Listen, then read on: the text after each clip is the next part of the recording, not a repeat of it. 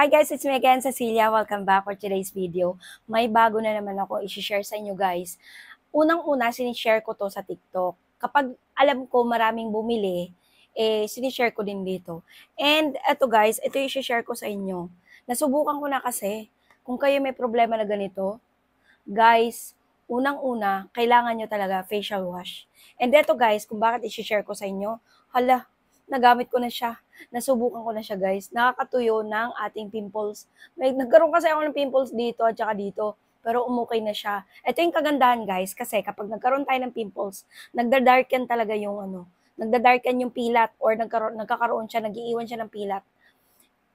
Salicylic acid po to guys, kaya nakaka-lighten po siya ng ating pilat. Acne removing.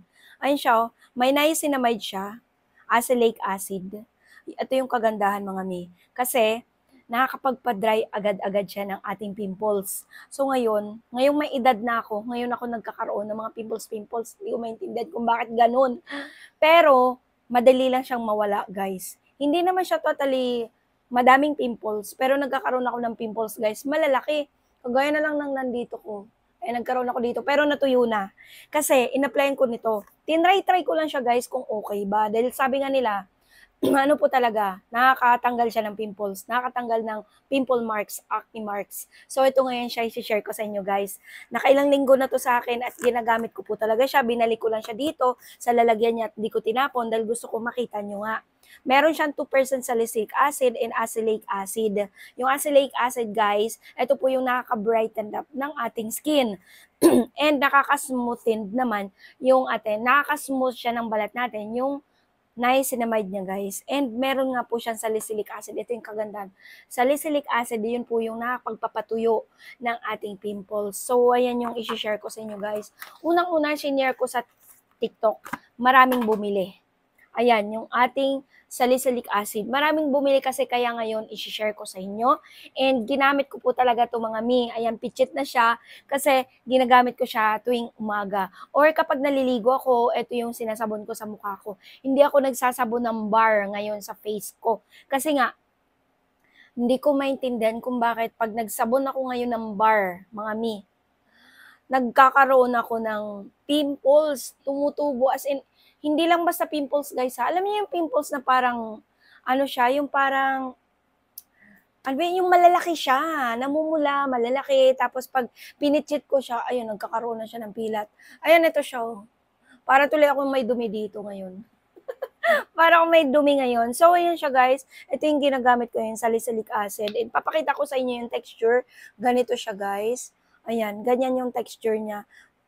Ayan, ang ganda ng texture niya guys. Lagay ko siya diyan kasi pag naghilamos ako mamaya, hindi pa kasi ako naghihilamos, galing ako sa live and gusto ko lang talaga i-share sa inyo to mga mi. Salicylic acid, ito yung ginagamit ko ngayon.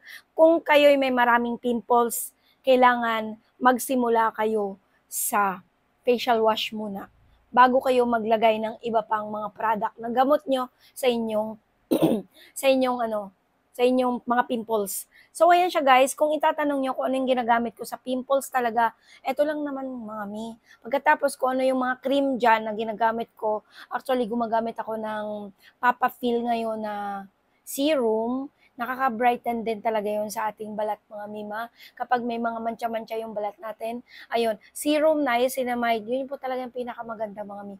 Lalo na sa mga merong dry skin type, mga niacinamide talaga yung dapat yung gamitin. Kasi ako, kalimitan yung mga masyadong moisturizing na skincare product yung mga ginagamit ko. Paulit-ulit ko sinasabi, kailangan niacinamide talaga ang gamitin natin. Lalo na sa may mga edad na, kasi hindi talaga maiwasan yun. Kapag umiedad tayo, may mga mancha-mancha yung mukha natin.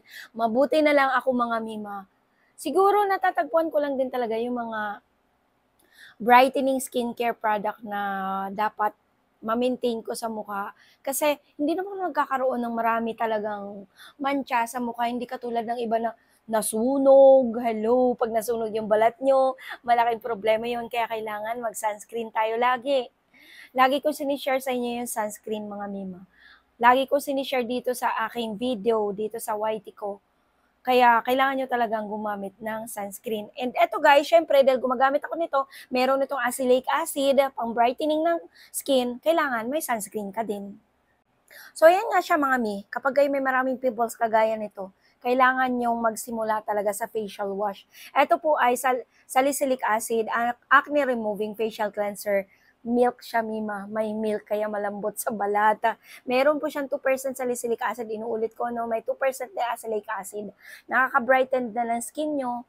Yung mga acne marks, pimple marks, magbabrighten up dahil dito, dahil sa azelaic acid.